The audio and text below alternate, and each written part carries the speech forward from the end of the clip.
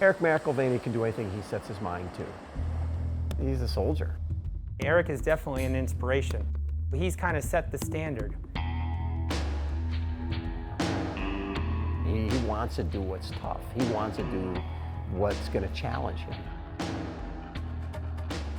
His focus, day in and day out, has been to get the strength, the conditioning, the range of motion to allow him to do a sport like the Ironman.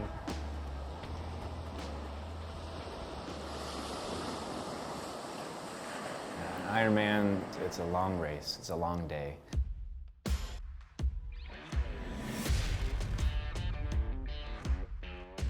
You swim 2.4 miles, you bike 112 miles, and then you run a marathon, 26.2 miles. What I call Ironman is an equal opportunity abuser. I don't care if you're the best guy or if you're the worst guy. There's points in that day where you don't know if you're able to take another step. There's times where it's just physically challenging, painful, you're fatigued. You have to be able to dig down deep. What Eric is doing is incredibly impressive because he came in not knowing if he could do this. I met Eric when I was working and running one of the 3 DoD centers for all of our combat active duty that have been injured either in Iraq or Afghanistan. And in 2011, Eric sustained a blast wound. I led a team of 4 guys. We were embedded into an Afghan Army infantry company. Our job was to mentor and to advise these soldiers. As our forces were really beginning to pull out of Afghanistan, it was important that they were able to take over the responsibility of securing their nation. One particular patrol, I stepped on an improvised explosive device. I triggered an explosion underneath my right foot. It was very quick, very surprising. At first, I wasn't sure what had happened. I wasn't even sure where I was, but I was laying on my back and my ears were ringing. There was a brief moment where I thought, you know, I just stepped on an IED. I don't feel pain for some reason. I thought that there was a chance that I might be dying. You breathing? Hey, can you hear me? One of my team members, he came running up to me and he looked at me and he basically said, you know, sir, your foot's mangled, but you're gonna be all right. We're gonna get you out of here. And I remember when he said that, it was very comforting. IED went off. What? All right, IED went off. You're gonna be okay. I okay. had a helicopter ride to a surgical facility. On that ride, I realized that what was left of my leg was going to be coming off. I was into surgery within 40 minutes, and when I woke up after that surgery, I was missing my right leg below the knee. During his recovery, it was difficult emotionally. I knew he was very active, and I knew if he wasn't an active person, I think it would affect him mentally and emotionally. I felt like I had lost my identity. You know, I grew up playing sports, always active, competitive. I loved being outdoors. And then all of a sudden, now I'm missing a body part. I'm missing my right leg. What am I gonna do next? Endurance sports came into the picture because of my commanding officer. He was still in Afghanistan, I was still in the hospital bed, and he sent me an email and it said, hey Mac, when are you gonna run your first marathon? I wanna be there for it. And you know, at first I was like, it's kind of messed up. But I knew exactly what he was doing. And he knew what I needed to hear to motivate and to inspire me. And I was like, okay, since you challenged me to run a marathon, like, I'm gonna do an Ironman. Because I just couldn't think of anything harder at that time. I mean, that's just who he is. He's very competitive. When I first met him, we went for a run, and I was a pretty good runner. And no, he didn't stay with me the whole time. Like, he just flew past me. It was funny.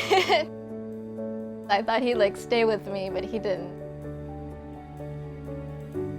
Some people's goals might just be to get up and walk and be able to go to the grocery store, go to the park with their kids. And then you have the individuals like Eric that want to do extraordinary things and excel in sport. I'll never forget that it was exactly 2 months after the explosion that I stood up on my first prosthetic leg. It still hurt, it was weird, and I was in between parallel bars, just moving myself along, but to be upright again and walking, the feeling was so good. It was special.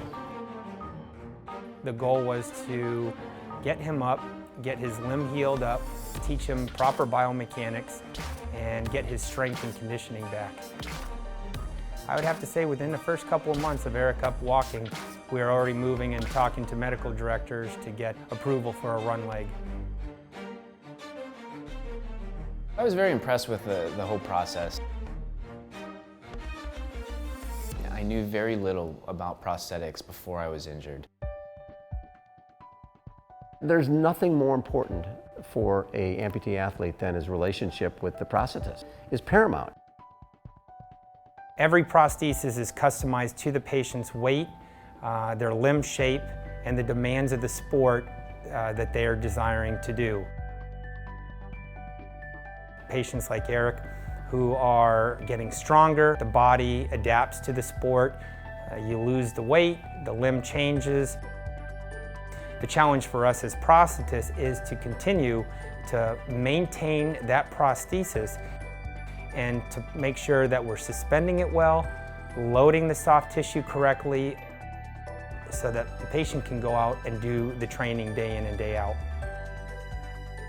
When I realized that there are other guys in my situation, men and women, that were doing it, that were competing in sports, you know, it was a game changer for me. I was like, wow, there is a future.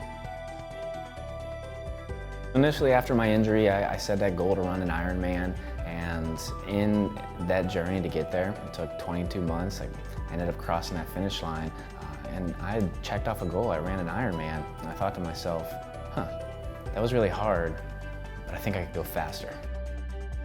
I knew that there wasn't a limit and there weren't boundaries. Next goal, I decided that I want to become the fastest amputee Ironman. And it's, you know, I wasn't close. My first Ironman, I ran 11 hours and 54 minutes, and the fastest is 9 hours and 57 minutes. Eric is definitely capable of breaking the fastest Ironman time. He has the determination, the passion, the drive, and definitely the mental capability of doing it. I knew he wouldn't be satisfied with just doing the minimum. That's who he was. I've raced with Eric many times, including last summer up at Ironman Canada.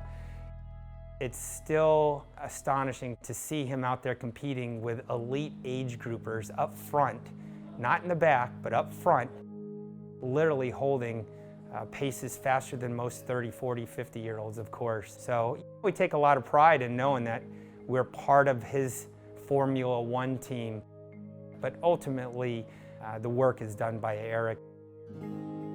A race that I'm competing in this year, it's the 106 West Triathlon. It's in Dillon, Colorado, and it is the highest altitude triathlon. It's over 10,000 feet, and that, to me, that just sounds crazy, and it sounds like a reason to go do it.